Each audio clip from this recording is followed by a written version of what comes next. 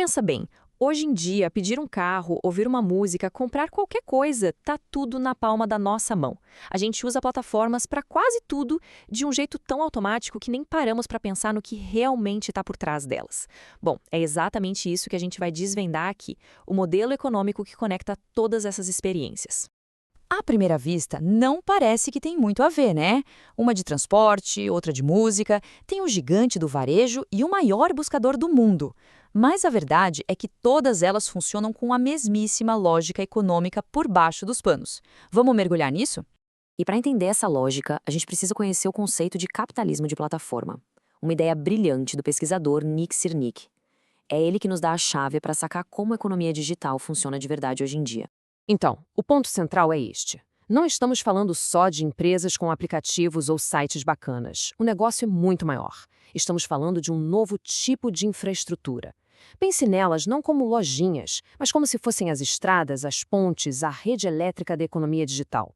É por elas que tudo passa, e elas organizam e controlam esse fluxo. E essa citação do Cernisec mata a charada. Elas não são só intermediárias que conectam o ponto A ao ponto B. Elas são a própria base onde um monte de outras atividades econômicas e sociais acontecem. Elas viraram, como diz a frase, essenciais. E o mais interessante é que o Cernisec não joga todas as plataformas no mesmo balaio. Ele as divide em 5 tipos bem diferentes, de acordo com o jeito que elas operam e, o mais importante, como elas ganham dinheiro.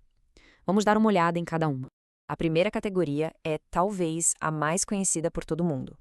É o modelo que basicamente deu o pontapé inicial em tudo isso, a base da internet como a gente conhece e que continua sendo absurdamente poderoso. Google e Facebook são os exemplos clássicos aqui. O modelo, no fundo, é simples. Eles oferecem serviços de graça para coletar uma quantidade absurda de dados sobre quem somos, do que gostamos, onde vamos e depois. Esses dados são vendidos para anunciantes que querem atingir exatamente a pessoa certa. No final das contas, o produto sendo vendido é a nossa atenção. Agora, o segundo tipo. Esse aqui tem uma sacada genial, porque ele conecta o mundo físico com o digital. Essas empresas vendem um produto que se pode tocar, mas o valor real vai muito além daquele objeto. Está no ecossistema que ele cria. Peça só na Apple ou na Tesla. Elas vendem um produto físico, um iPhone, um carro. Só que esses produtos são, na verdade, um portal para um ecossistema de software que fica o tempo todo coletando dados sobre como usamos os aparelhos. E esses dados servem para melhorar e fortalecer o próprio ecossistema. Beleza, agora vamos sair um pouco do que está no nosso bolso e entrar num mundo menos visível, mas que é um motor da economia global, a indústria. Aqui, as plataformas não estão olhando para o consumidor final, mas sim para transformar a produção nas fábricas.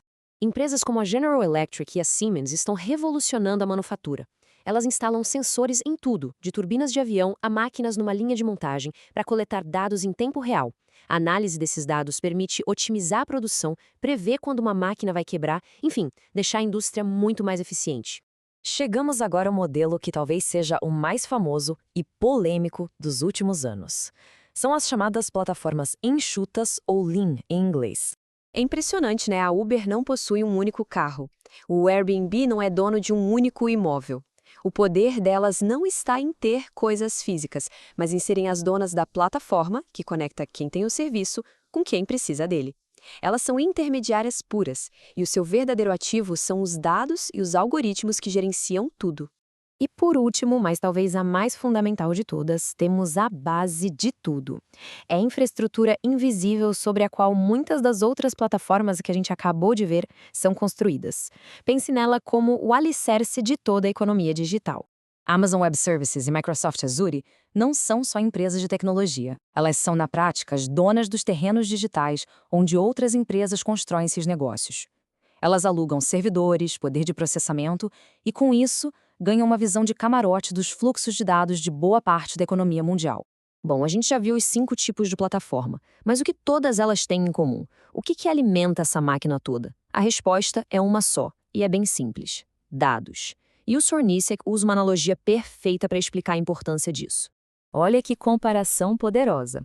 Se no século XX o petróleo era o recurso que movia o mundo e o motor a combustão era a tecnologia-chave, no século XXI os dados assumiram o papel de recurso e os algoritmos são os novos motores que processam esses dados e geram valor. E essa frase é o coração de toda a análise. Os dados brutos, aquela matéria-prima da nossa vida digital, são hoje o recurso mais valioso do planeta. E as plataformas são as gigantes que dominam a extração e o refino desse novo petróleo. Certo. Mas como isso afeta a vida de cada um na prática? Isso não é só um conceito teórico, distante. Os dados coletados sobre nós são usados ativamente para influenciar nossas decisões e até o nosso comportamento. O processo funciona mais ou menos em 3 etapas. Primeiro, uma coleta gigante de dados de tudo que a gente faz online e offline.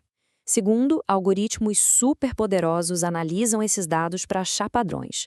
E, por fim, esses padrões são usados para criar previsões sobre o que a gente vai querer, o que a gente vai comprar, o que a gente vai fazer em seguida. Por exemplo, a Amazon não só recomenda um livro que alguém pode gostar, ela pode até mudar o preço de um produto na hora, com base no histórico de navegação da pessoa. E o Google, bom, cada busca que se faz ajuda a refinar um perfil publicitário para mostrar anúncios cada vez mais certeiros.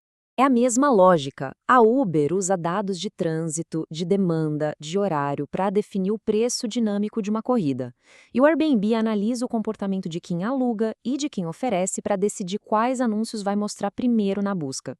Tudo, absolutamente tudo, é otimizado com base em dados.